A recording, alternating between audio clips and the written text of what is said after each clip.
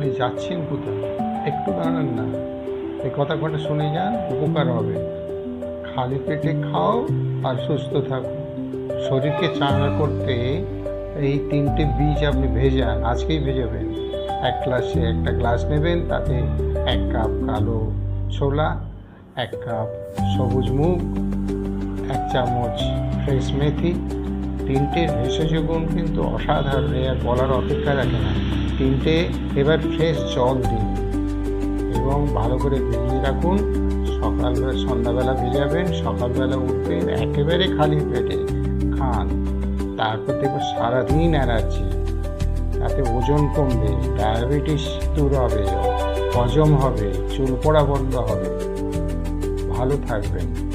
আরও যদি জানতে চান তাহলে হেলথ টক্স শেয়ার করুন, সাবস্ক্রাইব করুন।